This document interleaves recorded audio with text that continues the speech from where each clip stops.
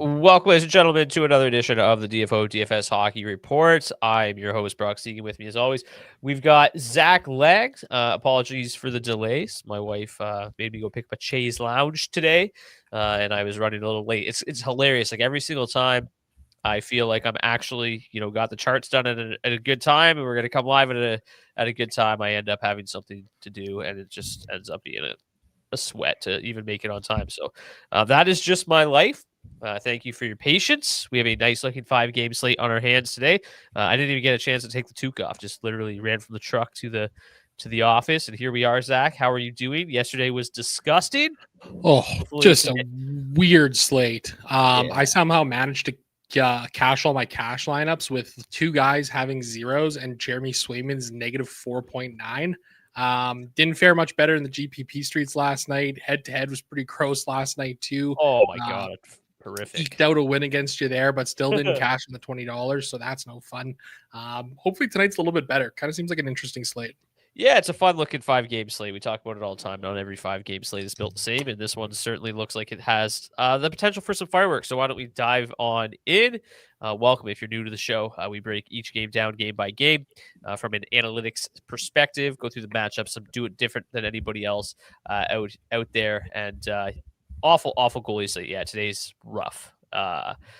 And at the end of the show, we'll get to our head-to-head lineup challenge where Zach and I go head-to-head. So let's get into it. We've got Jacob Markstrom starting for the New Jersey Devils. It's going to be Jake Ottinger. He did start yesterday due to an illness. He'll be back tonight. Damn rough DFS season for Brock. Can't afford to turn the heat on. He is actually blasting. I wish my house was colder. Jakub Dobich gets the start likely to get the start for the Montreal Canadiens. It's going to be Eric Comrie for the Winnipeg Jets. A bit surprised there. Got absolutely shelled against the Sabres the other night. I thought for sure he would get a night off tonight, but it appears that will not be the case. It'll be Sam Ersson for the Philadelphia Flyers. The Buffalo Sabres did not skate today. So they yesterday, based off yesterday's practice, Colton Ellis was in the starter's crease, so it looks like he's going to go tonight. But again, that'll probably be confirmed around 5 o'clock, so maybe towards the end of the show we'll get confirmation on the Sabres starter. Yaroslav Askarov sticks between the pipes for the San Jose Sharks. Charlie Lindgren projected to get the start of the second half of a back-to-back for the Caps, and then Ville Husso will continue to start for the Anaheim Ducks. It'll be Karel Vejmelka, unsurprisingly, between the pipes for the Utah Mammoth this evening. Zach, would you like to go first or second today? You go ahead and take this one off the top. All right, sounds good. The New Jersey Devils will be hosting the Dallas Stars. As I go here through this first game, the sizes of some of these sheets might be a little bit off. I will try to get it dialed in here as we go. But basically a coin flip here between the Devils and the Stars. Stars the second half of a back-to-back. Brutal news for the Stars. My boy, Tyler Seguin, another ACL injury, out for the year. Pour some out for your boy, Tyler Seguin. Let's get back to the slate. Both power plays absolutely humming right now. Both teams grade out pretty similarly. Very evenly matched game here. Very evenly matched teams. Both teams pretty good 5v5 offense. The Stars, as we know, a little bit better defensively. Don't give up a whole lot in that regard, and then just kind of rely on their special teams to be special. And that has been the case for them so far this season. In terms of the stacks in this one, there's going to be a lot of love for this game. New Jersey one continues to play tremendously well. They're getting a lot of ownership tonight, yet again. I feel certainly less confident about New Jersey one tonight in this matchup particularly. But then also just the fact that the price tags are starting to reach a point where they probably should be. They should be this expensive the way they've been playing, but now I think it gets a little bit more tricky to play them. And then in this matchup, I really don't think it's that good of a matchup. And I think Jake Ottinger's played well enough. And I don't know if I'm going to get to the field on New Jersey one. What are your thoughts here? It's a pretty considerable amount of ownership despite not being the best matchup overall. And obviously, the Dallas Stars are the second half of a back-to-back, but they are the second highest owned line on the slate. Yeah, definitely interesting to see this ownership coming in on the Devils top line. I mean, they've been red hot as of late here. I feel like this is kind of a spot where I agree with you in terms of, doesn't look as good for them here tonight. I mean, the matchup score is brutal. It has the lowest pace score of the entire night. for as good as the underlying numbers have been, still wanting to see a little bit more offense consistently from that top line. Just 2.7 goals for per hour, 2.9 expected goals for per hour. I'd like to see a little higher numbers there. And I feel like this is a bit of a letdown spot for them potentially. The one caveat I think is that, Jake Markstrom has been terrible against the Devils in his career. 3 games played, he's got a 4.18. You mean Jake Ottinger? Sorry, pardon me. Jake Ottinger's been terrible against the Devils. Jake Markstrom, come on, Zach. Yeah, it's okay. Jake Ottinger. There we go. 3 games played against the Devils in his career, 4.18 goals against average, and an 839 save percentage. He's been terrible against them. I think on this slate, I'm okay kind of meeting or getting to around the field on this Devils top line. I think 12-13% is a fine number for me. I'm probably going to leave off any full stacks of that second line. Maybe a little mini stack of Mercer and Gritsik I think is okay to get to, but beyond that I don't really have a lot of interest in this Devils side of things tonight. I also think that the Stars are in a really interesting spot here. I mean, I think that, this is a team that's continuing to chug along. I feel better about this second line, I think, from a Dallas perspective than I do that top line.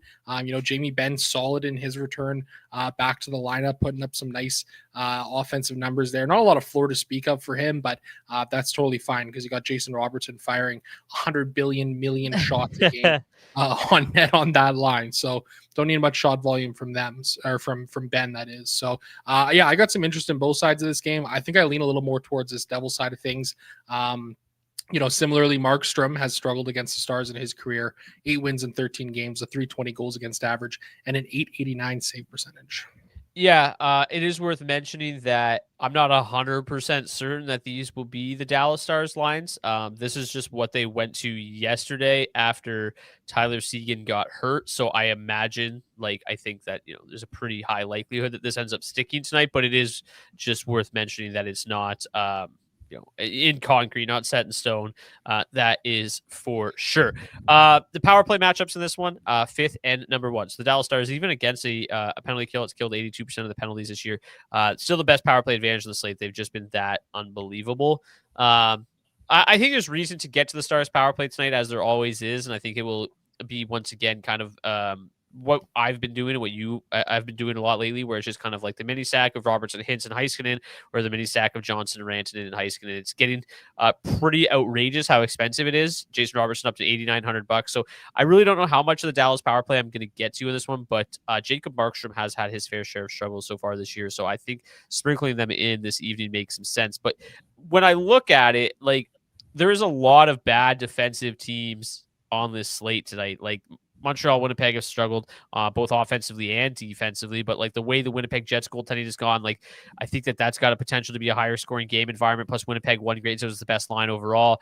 I think Dallas or Philadelphia Buffalo could end up being a bit of a higher paced game. San Jose, Washington, obviously the Capitals projected for a lot of goals tonight, and then you got the Ducks, one of the worst defenses in the league. That game should be a little higher event too. So when you look at the whole slate, it does feel like this New Jersey-Dallas game will be kind of the lowest scoring, tightest checking one of all. And I think that's what's just kind of turning me off this game as a whole. I do think, like I said, I will certainly get to a little bit of New Jersey one. They've been playing extremely well. The Stars, this blue line is still extremely banged up, right? They've performed admirably in the absence of Thomas Harley, but this is still a very banged up blue line, and I think they are somewhat susceptible. And the way New Jersey one's been firing as of late, I think it makes sense to still get to them. But I feel like the ownership is just not something that I'll likely get to. It'll be probably pretty close. But and then on the Dallas side, I think the ownership is probably a little low. I'll probably 10% on each of them.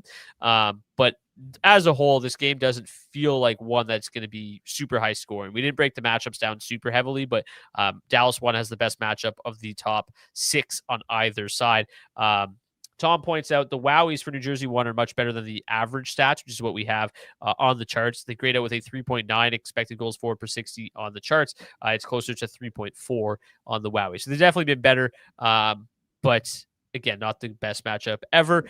Dallas 2 grades out a little bit better than Dallas 1 in terms of the 5v5 offense. Any final thoughts on this game before we move on to game number 2? No, let's keep moving it along. I'll jump on this one here. We got the Montreal Canadiens hosting the Winnipeg Jets. Jets coming in as the home favorites, minus 117 on the money line, 3.2 implied total for them, 3.1 for the Canadiens. Two pretty bad offenses going head to head here, and two teams who are not a whole lot better defensively. Two good power plays against a couple of middling penalty kills. So kind of an interesting game here, to say the very least. When we look at the line stacks, Winnipeg won, grading out as the number one line to target on the slate as a whole tonight. Kyle Connor, Mark Scheifele, Gabriel Velarde. Don't need to tell you a whole lot about them. If you watch the show a lot, you know that we love our Winnipeg one around here. $20,100 to full stack them. Montreal coming in as a 10th best line to target on this slate tonight. I think this is an interesting game in the sense that there's really only two lines that I haven't even like really remote interest in playing, and it's the top two lines from each side here. Winnipeg won, drawing 13% ownership, 10.5% ownership for Montreal one. If we take a look at the matchups here in this spot tonight, Montreal grading out with the slightly better matchups across the board. That top line has a decent matchup, even though they're going to see 48% of their ice time up against Winnipeg 3, the Adam Lowry line. It gets pretty rough, I guess, for the Winnipeg Jets here in this spot tonight. Pretty much average or slightly above average matchups. But as we've seen in the past, this Winnipeg one line just continues to score the lights out, man. If we can head over to the line stats and take a look at those, 4.1 goals per hour for Winnipeg, 32% of the expected time on ice. They're playing a lot. They're going to continue to play a lot. And, for as much as they're generating offensively, especially in terms of their goal scoring, the defensive numbers have just been really poor for Winnipeg one this season. It's pretty much been all gas and no breaks for them. So I have no issue getting to Winnipeg one here tonight in this spot. I like them going up against this Habs side here. And from Montreal's perspective too, I mean, I think it's top line or bust here as well. The underlying metrics are not very good for this top line, especially in terms of their high danger chances, which feels a little weird considering Zach Bolduc up there feels like a guy who would be somebody who kind of gets to the net a lot, but he hasn't really been generating a whole lot of quality this season and not a lot of volume. Really slowed down after like a red hot start to the season. So I've got some interest here in this game. Like I said, it's pretty much top lines or bust for me. The nice thing is you got full power play correlation for both of these top lines. So I think that's an interesting route or an interesting wrinkle, I suppose, here in this game tonight. Brock, where do you kind of come in on this one here? I mean, I think it feels pretty obvious, especially when you look at these power play matchups. Winnipeg 1, number 2 matchup on the slate, number 4 for the Canadiens. Yeah, I agree with you on a lot of fronts here. I think the one thing, digging into the sports logic data a little bit, especially on the Montreal side, their 5v5 expected goals against numbers seem to be deteriorating. They're getting worse. For the season, 2.8 expected goals against per 60. In the last 2 weeks, that's up to 3.6. So it's really, really starting to get worse. Even over the last month, it's getting up closer to 2.9. So, their 5v5 defensive metrics are deteriorating. And then Dobish has just not been all that good. In his last 9 starts, he's given up at least 3 goals in 8 of those 9 starts, an .857 save percentage, 3.8 goals against per game. It's just been ugly there. And then obviously you've got the Eric Comrie stuff. It's not been any better. In his last 7 starts, he's given up at least 3 goals. In 5 of 7, he has an .873 save percentage and has given up over 3 goals per game. So we've got an .873 versus an .857 between the pipes over not a super large sample size, but not a super small sample size either. So, these two teams, I think that Montreal, according to the metrics, trending in the wrong direction defensively.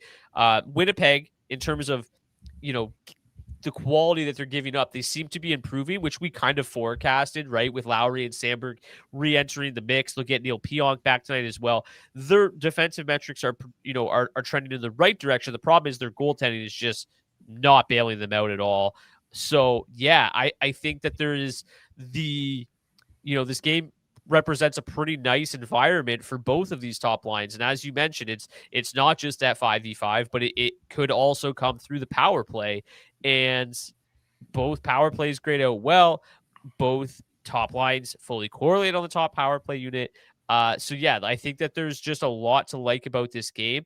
If I had to pick, I certainly, similar to the charts, much prefer Winnipeg 1 to Montreal 1. I still think that Montreal. Sorry, we were wrong. Zach Bolduc's not on the top power play unit, but I felt like that felt a little off to me. But regardless, Suzuki and Caulfield are in full correlation, obviously, for Winnipeg one. But yeah, I think nonetheless, a really good spot for both these top lines, really good spot for both these top power play units. I just really have a hard time getting to the depth pieces of any of this game. I think if you look at the matchups, there's nothing that really sticks out. Like, I don't think we need to get down to Montreal 3 or anything like that. So, yeah, I'm in pretty much full agreement with you that these both make a lot of sense. And I think that the ownership coming in on Winnipeg 1 is probably less than I anticipated, especially the way they grade out for us. So I do think that that'll probably be a pretty solid leverage spot for me this evening. Yeah, absolutely. I think one thing that's interesting too, we talk about, liking both of these top lines. This game has game stack potential. You can play these top two lines together. You got to get a little bit weird to do so, but I think there's some really interesting value spots on this slate that I'll be mentioning a little bit later in the show that you can kind of pair with these guys and kind of go from there. So yeah, I think this is a really interesting game. And it's nice that it's kind of all consolidated with both of these top lines. Yeah, I will say that since bumping Zach Bolduc up there, the actual wowies look significantly worse for Montreal 1 than the raw numbers do. Just 2.1 expected goals for per 60, but still scoring at a 3.1 goal for per 60 rate. So I would downgrade them manually a little bit in terms of the wowie. And once again, another reason why I just much prefer the Winnipeg Jets top line in this one. Philadelphia and Buffalo. So if you missed it the other day, Tyson Forrester got hurt. He's going to get surgery. He's out 2 to 3 months, if I recall correctly. So the lineups are going to be shuffled tonight. You got Zegras, Dvorak, Konechny on the top line, Mishkov, Couturier, Tippett on the second line, Grabenkin, Cates, Brink on the third line. So an interesting new look lineup for this Flyers team, and I've mentioned it a lot from the Sabres perspective. There, this game was basically a coin flip last night with the Ersson news instead of Vladar. The line shifted pretty significantly towards Buffalo. They are now minus 125 road favorites, 3.3 implied total.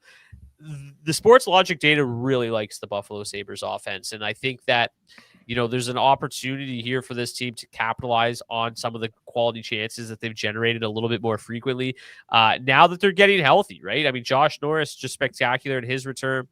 You've got Zucker back in the lineup. Like, they're fully healthy finally this season, and I think that we're going to see this team go on a bit of a run. Like, the offensive metrics here on 5v5 and on the power play are really, really solid. Defensively, they look pretty good.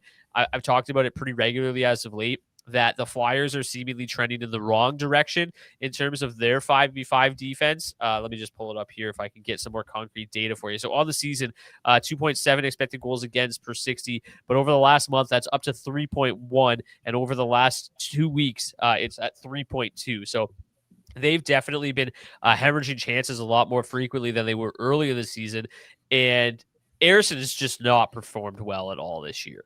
Dan Vladar has really bailed this team out pretty regularly, where Ersson's just not done that for them. And I do think that the Sabres are positioned pretty nicely tonight to take advantage of a Flyers team that's trending in the wrong direction defensively. And with Ersson coming in with an .859 save percentage, giving up an average of 3.3 goals against per game. So Buffalo, I think it's a lot of what it was the other night. I think that it's a little tricky to narrow down exactly which one of these lines is going to produce, but I think that all three of them really do have opportunities to get there tonight. I think when we were talking about the Sabres, put it in a hilarious way. It's kind of like trying to hit the bullseye while blindfolded, and I do agree to a certain extent, but if you look at the match or the metrics here, like the second and third line really good, the top line not so much. I do think these are going to come to life a little bit with Josh Norris getting healthy again. So yeah, I don't really know which way to go. I feel really strongly about what we've got from Zucker and Quinn. I still think that they are a tremendous value option, 3,900 and 3,400. I could care less really about playing McLeod unless you need a cheap center. Doan and Tuck, I think, represents strong plays. Doan just is involved, pretty much every night, no matter if he's on the top line or the third line, and Tuck is the same way. And then I do still think that Thompson and Norris have probably the highest ceiling of the group. The problem is they're also by far and away the most expensive. So I think that for me, the Sabres are a team that I'm definitely wanting to play in this game. And I think it will probably come a little bit more through some of these cheaper value options than it will through paying up for Norris and Thompson, because I just think the pay up options in the other games feel a little bit better. On the Flyers side, I think it's the whole team is cheap. The top line is drawing some significant ownership, most of it on Tippett and Mishkov, which again, I Couturier feels similar to Ryan McLeod. You need a cheap center. He's fine, but not a great floor. Upside somewhat limited. But Mishkov at 3,300, he's probably going to get some more minutes tonight with Forrester out. Tippett's been just red hot as of late. Worth mentioning, the power play units were shuffled this morning. This is a team that likes to use two balanced units regardless. I think, if anything, this screams that it's just going to be even more balanced, probably an identical 50-50 split, maybe ride the hot unit. Luckily, Mishkov and Tippett are on the same unit, so that works out well. If you want to pair them with Sanheim, I think that's fine. I don't think, like, without Forrester in the lineup, I don't feel like getting to the Cates line is super necessary. I think you could probably get to the Zegras Dvorak line a little bit. But I want to dive into these Philadelphia numbers a little bit more. I want to get your thoughts first, though. Yeah, I've got quite a bit of interest in this game. I don't know if I'm necessarily going to get there on the ownership for the Philadelphia Flyers. 15% for this top line just feels a little bit rich for my blood here. I've got a little bit more interest in this second line, and that's largely just because of Matvei Michkov. He's been playing some really solid hockey as of late here. His numbers against the Sabres in his, young career are absurdly hilarious. 3 games played, he's got 4 goals and 7 assists in them. Pretty wild numbers from him. Trevor Zegras, also a guy who's had a lot of success going up against Buffalo in his career. 5 games played, 2 goals and 6 points. What's interesting is when you look at the last 6 games between these two teams dating back to the start of the 23-24 season, Philadelphia has outscored Buffalo 25-21 in these games. Both teams have gone 3 for 3. These 6 games, 5-4 win for the Sabres, 7-4 Philadelphia, 5-2 Philadelphia, 4-2 Buffalo, 5-1 Philadelphia, 5-2 Buffalo. This game has, I think, absolute fireworks potential that could really go both ways. And that's why I think this ownership on the Sabre side of things is a little bit too low. They're on a little bit of an offensive run here as of late, according to Natural Stat Trick, 3.3 5-on-5 goals for per hour over their last 10 games, 61.1 shot attempts per hour of ice time for the team as a whole. This is a team that's kind of turning a bit of a corner here. And again, we talked about it on the last show where they played. This is a team that's finally getting healthy. So I've got a lot of interest here in this game. I'm going to be well over the field on this Sabre side of things. I'll easily be at like 10% for this top 6 and probably getting some ownership on that third line as well. On this Philadelphia Flyers side of things, I'm probably going to get around 10% ownership on this top 6 as well here. I think this is a game that really has a lot of potential to kind of break this slate wide open.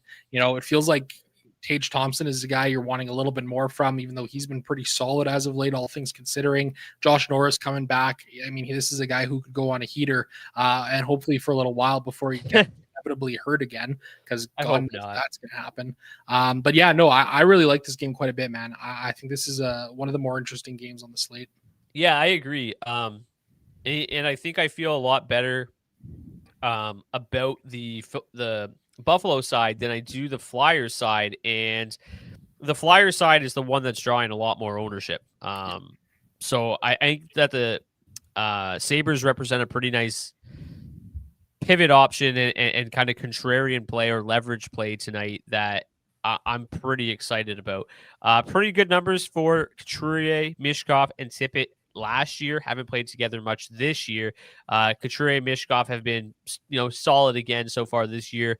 And then the Zegras Dvorak combination has been pretty good too. 2.7 expected goals for per 60. So it's kind of a pick your poison there. Let's get to game number 4. The San Jose Sharks hosting the Washington Capitals. Yeah, just one more quick thing I just want to add on that last game too. For as much ownership as we're seeing Philadelphia drawing, it's also worth mentioning that Colton Ellis is projected to be the highest owned goaltender on the slate tonight at 13.4% ownership. I get it, he's $7,300, but that's just kind of fascinating to me, and I think just adds a little bit more of intrigue for me at least on this Buffalo Sabres side of things tonight. On to game number 4. Can I interrupt just for 1 second? Because I think that's a good point, and even to me, I feel the way I'm going to build is going to be a lot of trying to pick.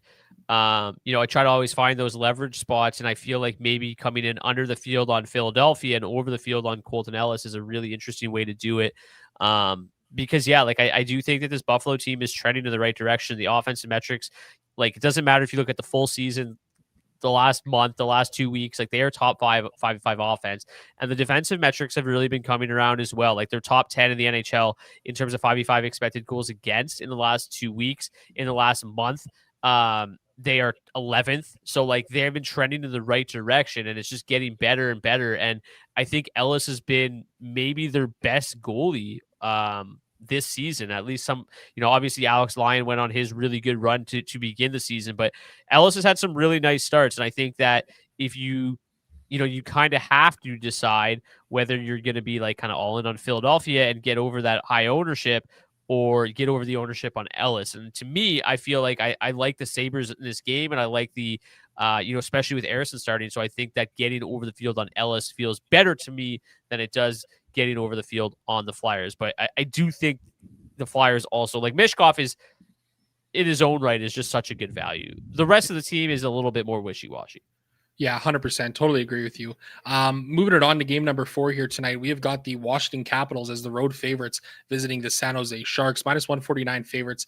The Capitals are 3.4 implied total for them, 2.8 for the San Jose Sharks. Looking at the line stacks in this game, it's no surprise. Washington 1 grades out as a number 3 line on the slate. Washington 2 coming in number 5, and the third line of the Washington Capitals with a red-hot Connor McMichael coming in as the 14th best line to target. And then there's the San Jose Sharks, 20th overall for that top line, 22nd Here we go. for that second line.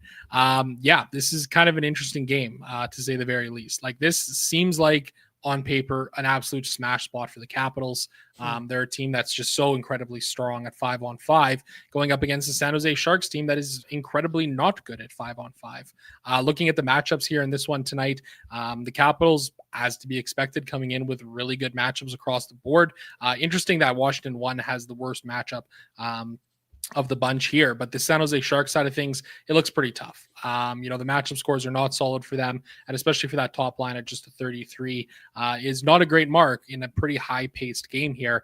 That's not really stopping anybody from playing the San Jose Sharks top line. It's probably not going to stop me from playing this top line either. Their numbers have been just continuing to be hilarious. 3.7 goals.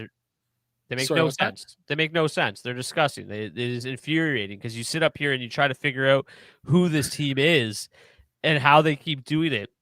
The numbers of the charts don't even do it justice, Zach.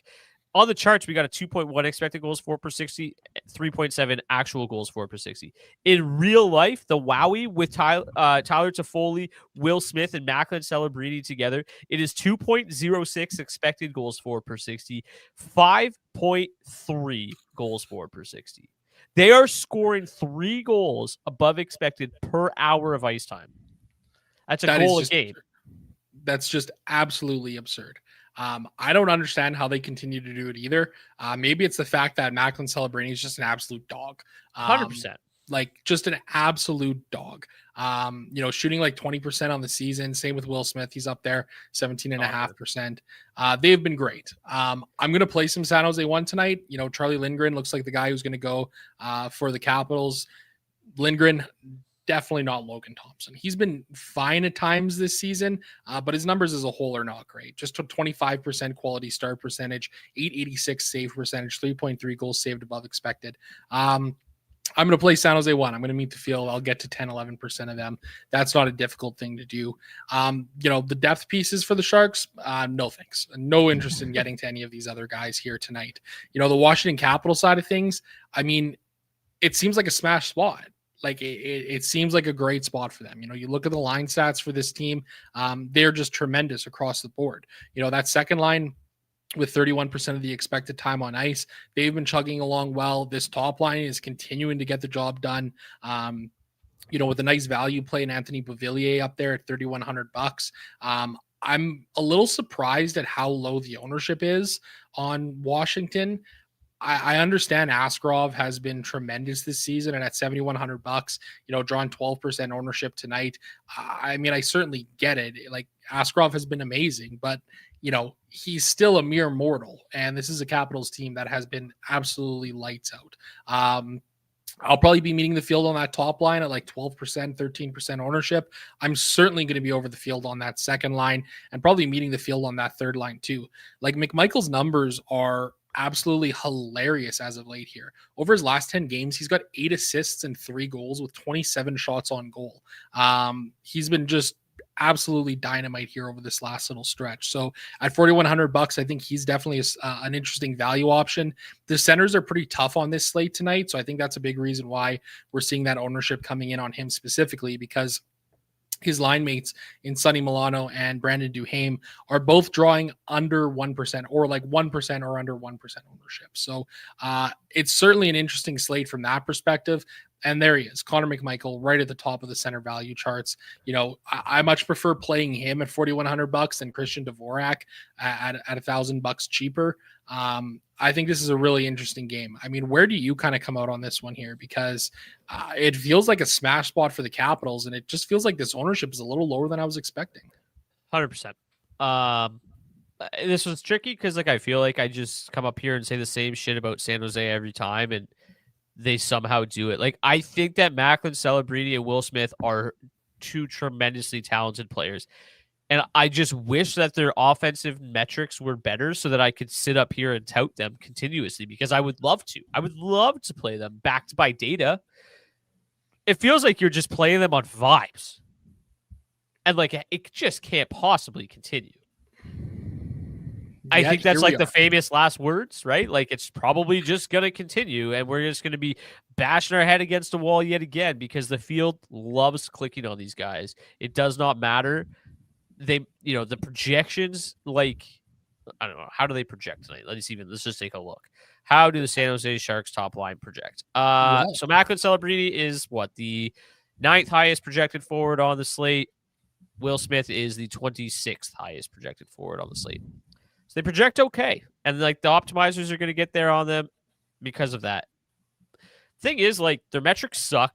They don't even play a particularly high amount of the 5v5 minutes. The power play matchup is good somehow, just because the Capitals PK sucks, but this is still a bad power play. It just doesn't make any sense to me. I'll probably continue to fade them. Like, the minute I start to just be a believer, they're gonna get shut out. So I'm just gonna let you guys know that I'm fading them, and then that is probably just another reason to play them again. If you listen to DFO Fantasy Show, season-long podcast, you'd probably have Connor McMichael on your team. I told you to pick him up 2 weeks ago, and he got red hot. You're welcome. The top 2 lines, though, just look phenomenal. The underlying metrics are outrageous. Let's start with Ovechkin, Beauvillier, Strome. 3.79 expected goals for per 60. They're unbelievable. The second line, 3.99 expected goals for per 60. They're unbelievable. Tom Wilson's, like, one of the best goal scorers in the league over the last calendar year. One of the best goal scorers in the league this year. He's still only $5,800. It doesn't make sense. I don't know why there's no ownership coming in on this line. I absolutely love them yet again. I don't mind playing Sir D for some value down the middle. He can do enough to pay off that $3,700 price tag. Protoss is still just one of the more underappreciated players in the league from a real-life perspective. DFS, he doesn't always kind of meet the real-life hockey. They don't really match up, but sometimes they do. And tonight is an opportunity where that could definitely happen. So I think they're unquestionably the best value option on the slate. It's not even close, in my opinion. The top line is not even that expensive. Strome at $5,900. Like, yeah, it kind of feels like an all-you-can-eat buffet here with the Caps. You know, I love Askarov as much as the next guy, but I'm gonna trust the data on this one. I think Washington's in just a phenomenal spot. It's the 5th best 5v5 offense going up against the 30th ranked 5v5 defense. Math's gonna math on that one, baby. Let's go. And then also, just like, you just have to play Jacob Chychrun, because he's just inevitable at this point in time. How about the price tag on him, though, $7K? Yeah, honestly, thankfully, it's a good thing, because, like, he was what, like, $6K for like 2 weeks straight, and he couldn't stop scoring goals, and everybody played him. Where now, at least you have to make a decision on him. Like, it's not like he's just a free spot, where he legitimately was. Like, I don't think I built a lineup without him for like 2 weeks. Like, every lineup was just like, okay, let's start with Jacob Chychrun. Now where do we go from here? Because he was a free space. So $7K, you at least have to think about it now. But I still think he's even at $7K, he's tied for the highest value on the slate. So yeah, I'm in yet again. I love Washington. I'm gonna fade San Jose. I think Charlie Lindgren's looked better too. Bit of a tricky start to the season, but I think Charlie Lindgren's in a pretty good spot tonight. $8,300, obviously expensive, but on a game or on a night where almost every game feels like a coin flip, feels like the one guy that you can kind of click on and at least feel pretty confident they're going to win this hockey game. And if for some reason San Jose 1 doesn't just break the slate like they always seem to, I think you're in a good spot with Charlie Lindgren. So, I wish it was Logan Thompson. It's not, but I feel fine with Lindgren tonight at $8,300. Any final thoughts on this one? No, let's move it along. Let's go to the final game of the evening. Really fun one between the Anaheim Ducks and Utah Mammoth. I mean, all I had to say there was a really fun one between Anaheim Ducks and blank. Like, fill in blank space because the Ducks are just so much fun. I've said it time and time again. They've seemingly embraced being terrible defensively. They are just downright terrible. They play pond hockey, essentially. Coin flip here against the Utah Mammoth. I've been playing everybody against this Ducks team. We talked about it the other day. Like they're so bad defensively, we almost had to play the St. Louis Blues the other night. And even though they won the hockey game, the St. Louis Blues were still okay in DFS. The Ducks over the last 2 weeks, second worst defensive team in the NHL. Over the last month, second worst defensive team in the NHL. And then over the last full season, the worst defensive team in the NHL. So, I love Utah tonight, and I'm pretty surprised at how little ownership is coming in here. Clayton Keller, Nick Schmaltz, JJ Peterka projected to be on that top line together. I think that line makes a boatload of sense. Oh, and by the way, they have the number one matchup score on the entire slate. So getting Schmaltz up there to replace Barrett Hayton should go a long way offensively. I think that is it makes them so much more enticing to full stack. I just absolutely love it. Like, I would love to sit here and say, like, oh, it's also great that they fully correlate on the top power play unit, but that literally just doesn't matter. And they actually don't. I forgot Paterka's on the second unit. But the Mammoth power play is the only thing holding this team back from being a great play tonight and forever. This power play is horrific. But the second line, I think, has even more of my interest just from a pure value perspective. You can save a little bit of dough if you go down to that second line. And Daniil Boot will make his NHL debut tonight on the second line with Logan Cooley and Dylan Guenther. And if you're unfamiliar with Boot's game, he is a 6'6" mammoth playing for the Utah Mammoth. I'm on fire right now. Don't stop me. He is ginormous. They called him up. The head coach literally just said, we need a spark. And what better way to do it than to call up an absolute mammoth and put him on a line with Logan Cooley and Dylan Guenther. AHL numbers are outstanding. Daily Faceoff's own Steven Ellips likes this kid a lot, thinks he does a good job getting to the dirty areas, which is something that you need to do when you play with Logan Cooley and Dylan Guenther. Logan Cooley can make passes with the best of them. Dylan Guenther's just going to be ripping 1-Ts, and Boot's going to be there cleaning up the trash in front of the net. So I think this line makes a lot of sense tonight. I think on paper, schematically, they make a lot of sense.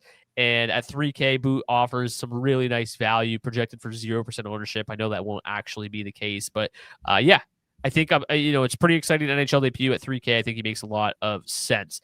The Ducks side, I'm having an increasingly more difficult time trying to figure out when to play the Ducks. The offensive numbers continue to be outstanding. I think that Utah is still just very good defensively. They scare me off a little bit. So I feel much better about the Utah side of this game. But I think I'll sprinkle in some Anaheim, probably meet the field here on both the top and second line. But I don't really feel super strongly one way or the other. Do you have any different opinions here on the Ducks? Not entirely. I don't feel the greatest about them. I think just because of these matchup scores here tonight, as I play a Anaheim 2 mini stack in the head-to-head tonight, I think this is a game just as a whole that has certainly lots of offensive potential. I don't think I like Anaheim 1 and Anaheim 2 at 13 and 10% ownership. I think I'm going to be coming in under the field on those numbers there. Probably be a little bit higher on this Utah side of thing. The one reason, and I'll talk about this a little bit more too in the head-to-head segment, but Mason McTavish and Gauthier are both, 4 games played against Utah so far, point per game players against them. So they certainly have the potential to get going offensively. And this second line has looked good, this season. The line stats are really, really solid for the 3 of them. So I think for that reason, I've got interest in getting there. I don't feel as good about Anaheim 1 when Chris Kreider's up there. Really just such a boomer bust guy as he's been for most of his career. I'll get there with a little bit of ownership on Anaheim 1 tonight, but I do really like this Utah side of things like you were talking about. Worth mentioning that top line on DraftKings are all only winger eligible. So you have to get a little bit different in terms of your builds around them. But I think that's certainly not an issue. And Utah too, they look great as well. Daniil Boot, nobody's going to trick me into this one. Daniil Boot, I think he's a great play at 3K tonight. I've got a lot of interest in getting there on him. And, the third line, I think is certainly an interesting option here tonight. The matchup is tremendous. The metrics for these 3 guys together have been really, really good. 3.2 expected goals for per hour, just 2.8 actual goals. This feels like a really nice value play here tonight. Wink, wink, nudge, nudge. Lawson Krause, Michael Carconi, I think these are 2 guys that are certainly going to be in lineups for me tonight. I like them here in this spot. So, yeah, I think this is a really, really fascinating game. Yeah, and the underlying metrics or the average metrics that we use in the charts here do that line a disservice compared to what their actual WOWY is together. 4.3 expected goals for per 60. As Willie puts it here, Utah might be the best offensive line in the NHL based on XG, which is like they're sick. They are sick. Just a heads up, Utah rolled a power play unit: Peterka, Keller, Cooley, Gunther, Sergachev in their last power play. Last game. Yes, I saw that. It's hard to project what you're going to do when you switch a unit up mid-game. I did that last time, and I had Sean Durzi on the top power play unit. The next game, he was on the second unit. Like, this power play is so bad that they just keep changing things. So it's hard to really figure out exactly what these power play units are going to look like from a night-to-night basis because it's kind of a moving target with how bad that power play unit has been this season. 8th and 9th ranked power plays in this game. Let's get to let's take a look at the full stacks here before we move on to the defensemen and goalies. I really like this slate tonight. It's going to be a fun one. Winnipeg 1, New Jersey 1, Washington 1, Anaheim 1, Washington 2, Utah 1, Anaheim 2, Dallas 2, Utah 2, and Montreal 1, grading out as our top 10, according to the charts. In terms of ownership tonight, Philadelphia 2, New Jersey 1, Anaheim 1, Winnipeg 1, Washington 1, Philadelphia 1, San Jose 1, Montreal 1, Anaheim 2, Utah 1. I do feel like the charts aren't all trying to not. I feel like the charts are less chalky than projections, right? Like I feel like we do find good low owned spots. And I do feel like tonight we're a little bit off the chalk. Like not totally, obviously Winnipeg 1, New Jersey 1, Washington 1, and like they still grade out really well. But like I do think there's some really interesting spots here that are going to be lower owned that I think we're going to get to that the public isn't. So I'm pretty excited about this slate because I think we've identified some really nice lower owned spots. Hopefully, if the ownership is accurate, we'll be in a really good spot and have some nice leverage this evening. Let's get to the defensemen and the goalies before we head out. Obviously, you just played Jacob Chikrin, but Matthias Samuelsson continues to grade out as the best value defenseman in the history of DFS hockey. Dmitry Orlov also very good value tonight. Cam York continues to have good value in the projections. Matt Roy, same thing. I don't feel as good at games where he's unlikely to block a lot of shots, but $3,200 he's fine. Same with Radko Gudas, $2,900. Super good floor on the kid. Boa Byram's been heating up a little bit, 3K as well. Not really seeing any ownership there. I talked about some of these Flyers defensemen, York, Sanheim, and company. I think they're in okay spots tonight. All going to see a little bit of power play usage. Anybody that I didn't touch on that does a lot of shit that you would like to shed some light on? Yeah, I think, Samuelsson, like you mentioned, just been a tremendous play for a while now.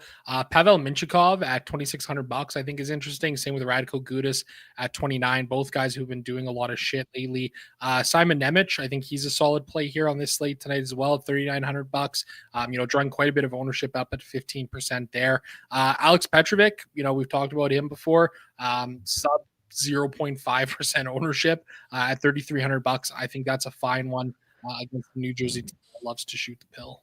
Let's get to the goalies. Jake Ottinger grades as the number 1 goalie in projections tonight, but again, kind of a gross night on goalies. Like The projections go from 10 points to 8 points. Right? Very low projections across the board for every goalie. So, yeah, I think $7,500 Jake Oettinger makes sense. I think that's a winnable game. Colton Ellis, we already talked about him. I think that's a very winnable game for the Sabres at $7,300.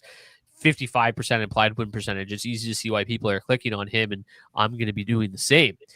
Jacob Markstrom, feel a little bit less confident in Markstrom and Husso at those price tags. Askarov, it's kind of just the same thing. He can steal you a game. He can steal you some massive DK points. He can steal you a save bonus. Always a viable play. And this matchup is not great, but it's also not horrific. It's pretty horrific. But Charlie Lindgren, I talked about it, highest implied win percentage. I think he's a decent, safe option if you want to pay up. Comrie scares me. Vamelk is fine. Harrison, no thank you. Dobish, maybe. I think my love for Winnipeg one tonight outweighs my confidence in Dobish. So I'm looking at Oettinger, Ellis, Askarov, Lindgren as my main four tonight. Yeah, I think I agree with you there. I think those are solid spots for sure. I'll probably get a little bit of Eric Comrie, probably get a little bit of Samuel Harrison. Harrison's numbers against the Sabres are really weird. 4 games played, 3 wins, a shutout, a 1.83 goals against average, and a 912 save percentage. Okay, weird. So maybe sprinkling in him a little bit isn't the worst idea at $8,100, even if it feels like a bit of a gross play. But yeah, I pretty much agree with you on terms of goalies tonight. All right, let's get to tonight's head-to-head lineup challenge, the daily face-off, as we like to call it. Very creative, of course. Here we go. As always, the new Zach is on the board. The new format. 1 point if you beat the other guy. 1 point available to each of us. We meet the minimum cash requirement. Yesterday's slate was gross. My lineup was absolutely horrific. I should have got negative points for it. So Zach takes it yesterday. Zach, why don't you give us your lineup this evening? Yeah, I spent way too much time on this lineup. In hindsight, I think I completely overthought this a little bit, but that's totally fine. Went with the Philadelphia 2 mini stack. Well, 3 mini stacks, really. Got the Michkov Tippett mini stack on Philly 2. Got the Mason McTavish Cutter Gauthier mini stack on Anaheim 2. Rupe Hintz, Jason Robertson mini stack. Wanted to get Matthias Samuelsson in there. Just been an absolute dog lately. He's been great. Goalie is where I kind of struggled a little bit. I was throwing around some Askarov for a little bit, but I found myself up at Jake Oettinger here at $7,500. Looks like a great spot for him tonight. And then Lane Hudson was the last guy in at $4,500 on the blue line. Solid value projection for him tonight, and what looks like an interesting game. Yeah, so a complete opposite of you. As you see me in a 2 here, I spent very little time on this lineup, whipped it together at 4:59 when we were coming live at 5 o'clock, but I actually don't mind it. I got the full Utah 2 stack. I just love Cooley, Gunther, and Boot tonight. And then I got the mini stack of Strome and Ovechkin and paired him up with my boy Jacob Chychrun. Never in doubt that he was going to be in the lineup tonight. Didn't leave me with a lot to work with. I thought about playing Colton Ellis and going to the Sabres, but I do think that Michkov is such a good value tonight at $3,300, so I got him in there. Correlates a little bit at 5v5 with Cam York, who is one of the better value defenseman projections tonight. So got him in there for some flyers. And then I had $8,300, $8,400. I just feel like Lindgren's a pretty safe option tonight. And eventually one of these nights I'm going to come on here and say San Jose 1's not going to score, and it's going to be true. And maybe tonight is the night. So yeah, I think one of the safer options on the slate tonight, and hopefully he doesn't just get nuked by another 30% shooting percentage night. Let's get to tonight's hat trick pick challenge. If you want to participate in today's hat trick pick challenge, all you got to do is comment your hat trick pick in the comment section of the video on YouTube. If your player scores a hat trick, we'll get you a $25 gift card to Nation Gear. If you submit a pick and somebody scores a hat trick that nobody picked, we'll raffle it off to anybody who submitted a pick.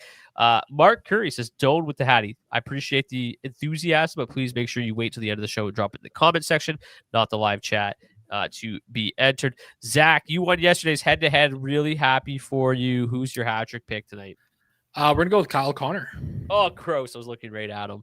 I'm going to go Tom Wilson. Give me Tom Wilson tonight.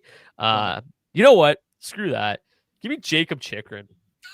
7K Jacob Chychrun, blue line Hattie tonight. I might as well just start picking Macklin Celebrini every night, every time this team plays. It's a good way to hedge my bets a little bit, but I am not a hedger. I am a man of faith and a man that believes in the data, and one day I will be It will be true. It will, like, they are going to cool down eventually, I promise. So yeah, give me Jacob Chikrin. I think it's the first time I ever picked a defenseman. So give me Chikrin.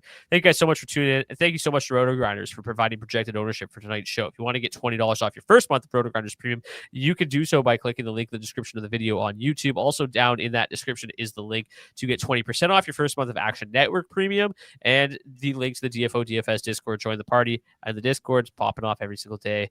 We share a lot of lineup information, news as warm-ups get started, all the line changes, so you're not left kind of holding the bag.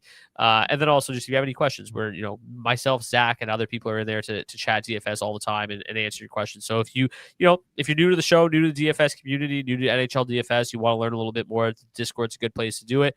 We're usually available to answer some questions. If not us, there's a lot of other smart people in there as well. So thank you guys so much for tuning in. Smash the like button, hit the subscribe button so you never miss an episode. See you guys back here for a 10 gamer on Thursday. Until then, cheers. Cheers.